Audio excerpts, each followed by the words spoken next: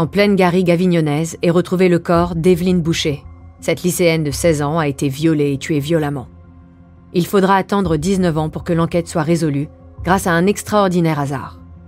Après une bagarre, l'ADN de plusieurs hommes est prélevé et comparé au fichier national des empreintes liées au cold case. Le coupable est désigné.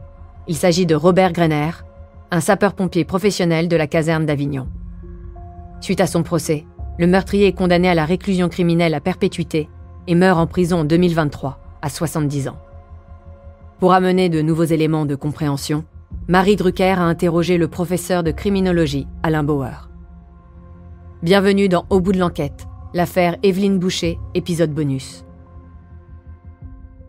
Cher Alain, professeur de criminologie, j'avais besoin de vos lumières d'experts pour éclairer cet épisode bonus d'Au bout de l'enquête. Bonjour Marie, c'est toujours un plaisir de pouvoir expliciter, rendre clair, transparent ce que sont les outils de la criminologie et donc la manière dont les enquêtes sont menées. Nous sommes en janvier 93, 6 ans après la mort d'Evelyne Boucher. Pour l'instant, toutes les pistes explorées par les enquêteurs se sont refermées. Désespérée, la mère d'Evelyne lance un appel à témoins à la télévision. Alain, ce type de démarche est-elle intéressante pour l'enquête ? Alors, il y a d'abord eu des émissions de télévision qui reconstruisaient l'enquête, qui faisaient appel à des témoins, à des experts, à des enquêteurs eux-mêmes, parfois à des magistrats, aux familles, et qui permettaient, notamment Police 5, Crime Watch ou Témoin numéro 1, Police 5, Crime Watch en Angleterre, ce sont les plus anciennes.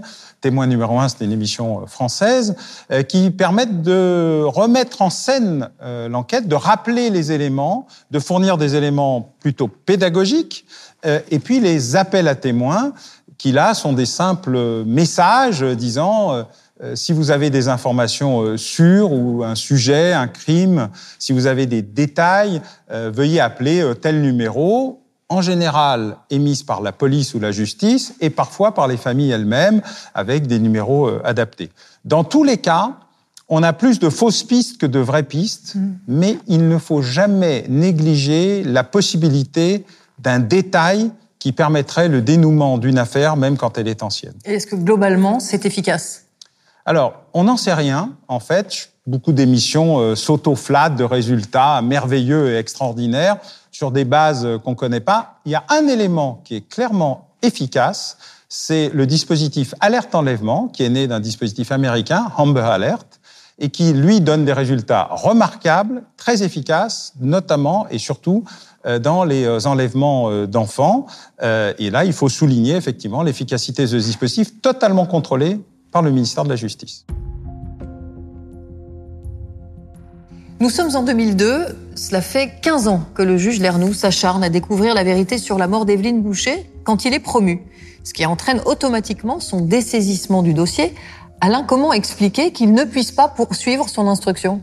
Alors d'abord parce que si l'inamovibilité des juges a longtemps été la garantie de leur indépendance, notamment les juges d'instruction, le Conseil supérieur de la magistrature a depuis assez longtemps considéré qu'il fallait une double mobilité.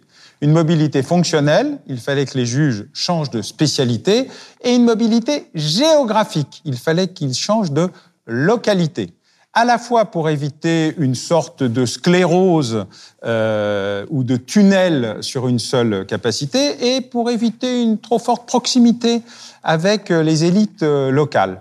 Et donc le processus a beaucoup pesé. Par ailleurs, quand on a une promotion, ce n'est jamais sur place et dans la même fonction, et donc, de facto, de manière très normale et de manière en plus très légitime, la promotion du juge amène son dessaisissement et la nomination d'un nouveau magistrat. Merci Alain de nous avoir aidé à mieux comprendre les dessous de cette affaire. Je vous donne rendez-vous bientôt pour un nouvel épisode bonus d'Au bout de l'enquête.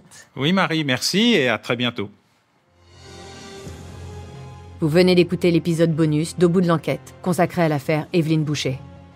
Si vous avez aimé ce podcast, vous pouvez vous abonner sur votre plateforme de podcast préférée et suivre Initial Studio sur les réseaux sociaux.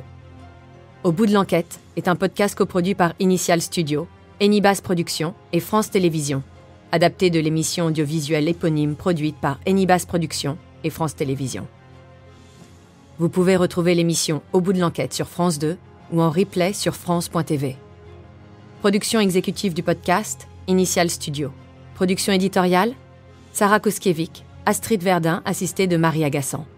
Montage, Joanna Lalonde, avec la voix de Julie Drey.